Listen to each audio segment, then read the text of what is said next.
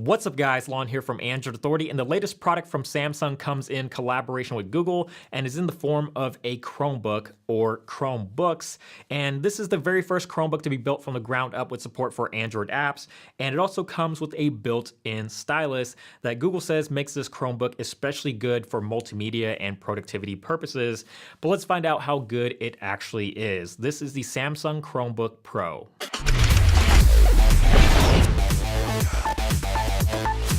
We saw quite a few Chromebooks back at CES 2017, but Samsung's Chromebooks definitely were some of the most appealing ones at the show and are going to be some of the more high-end Chromebooks you'll be able to get your hands on this year. This is the Chromebook Pro, but there's also a Plus version, and functionally and aesthetically they're exactly the same, but with the Plus model you get an ARM processor, while the Pro version here comes with a more powerful Intel Core M3 processor. On the outside, it's got an all-metal build that gives the Chromebook Pro a very high-quality feel. On top of its metal design, it's extremely lightweight at just under 2.5 pounds, and it's also not very thick at only 13.9 millimeters, so it's very thin, very lightweight and compact in size, and can easily fit in a backpack or messenger bag without weighing you down. If you really want to, it's also pretty comfortable to just carry it around in your hands, so portability is easily one of the best things about the Chromebook Pro. Obviously, with this compact size, it's not going to have the largest keyboard or trackpad, but I think Samsung did a pretty decent job given the size limitation. The keyboard is still spacious enough to comfortably type on, and they're chiclet style keys with a fair amount of travel,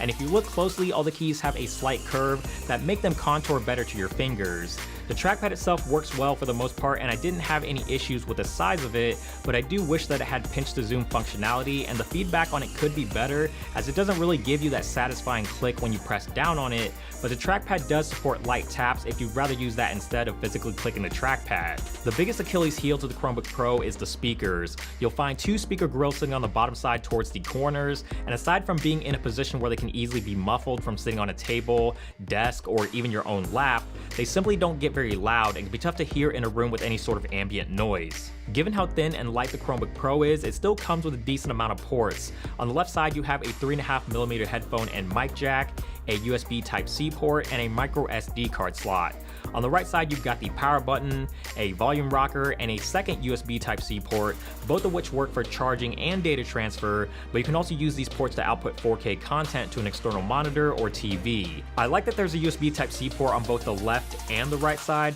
so you can pick whichever side is more convenient for charging based on the positioning of your wall outlets, especially if you're trying to use it while it's charging. On the right side, you also get something that you don't normally see on a Chromebook, and that is the inclusion of a stylus. The stylus looks exactly like the S Pen from Samsung's Galaxy Note line. It's the same size with the same top that clicks in and out, and the only difference that you'll find is that it doesn't have a button on the side. The included stylus brings quite a bit of functionality to the Chromebook, some of which is very similar to what we saw on Samsung's Note 7 before it disappeared. You can use it to capture a specific portion of the screen, take a screen grab, use it as a magnifying glass, and it also functions as a laser pointer, which lets you move and point the stylus all around the screen without interacting with any of the content. You can also, of course, draw or write notes with the stylus, and it has direct integration with Google Keep. There's built-in optical character recognition, so anytime you write a note, you can turn that handwritten note into regular text or conduct a search for any notes you've previously written.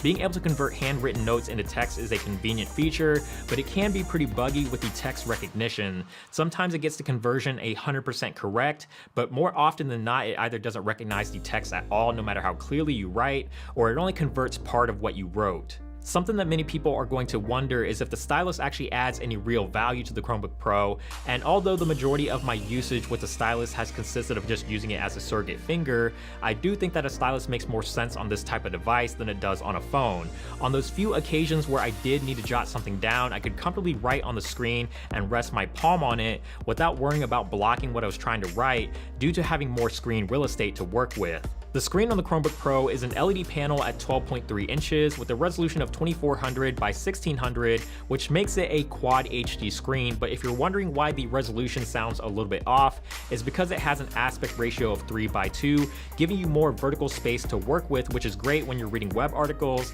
and it also gives you a wider screen when using it in portrait. It's a rich and vibrant screen with great colors, extremely wide viewing angles, and gets bright enough that you can still comfortably see it if you happen to use it outside. The coolest part about the display is that you can rotate it 360 degrees on its hinge, allowing you to prop the Chromebook in a tent position that's great for watching YouTube, movies, or Netflix, or you can take full advantage of the touchscreen and fold it over completely to use it as a tablet. Alongside the Intel Core M3 processor, the Chromebook Pro also comes with 4GB of RAM and 32 gigs of internal storage, and performance is very smooth with operations within Chrome OS itself. Even with a lot of tabs opened, it never showed any signs of getting slow or laggy. Where it starts to get hairy is with Android apps, but this is more likely an issue with Android apps at the moment and not necessarily the hardware powering the Chromebook. Although the Chromebook Pro or Plus are the first Chromebooks to run Android apps out of the box, it's still in beta, which means the experience isn't going to be flawless. While social media apps like Facebook and Twitter do work, the experience, especially with scrolling, can be choppy,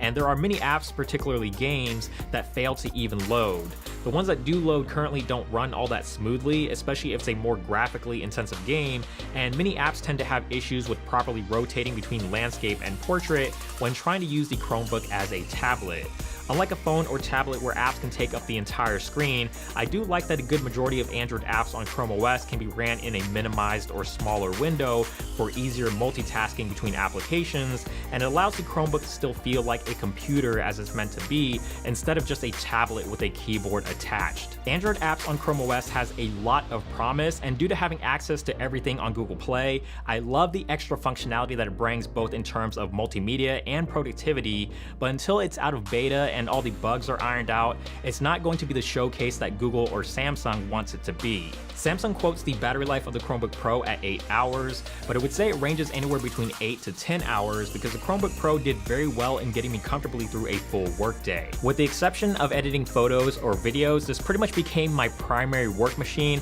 and that typically consists of checking and responding to emails, communicating with my colleagues on Slack, and writing down notes or scripts on Google Docs. And on top of all that, I'm doing the typical stuff like watching YouTube videos and checking social media apps like Facebook, Twitter, and Instagram pretty regularly throughout the day. And I only had to charge the Chromebook Pro once a night, and it was always good to go for the entire day. That's a huge shift from my MacBook Pro, which is my normal work machine, and I typically have to charge that 2 to 4 times a day. It just sort of depends on what I'm doing. So if your usage is anything less than mine, you might be able to stretch the battery life out a little bit further with a few extra hours into the following day before having to plug it back in. The Chromebook Pro won't be available till sometime later this year, but if you can't wait for the Pro version, the Plus model will be available starting this month for $449. The price of the Pro version is still unknown, but it's safe to say that it's going to cost more, so these Chromebooks are certainly in the upper tier, at least in terms of price.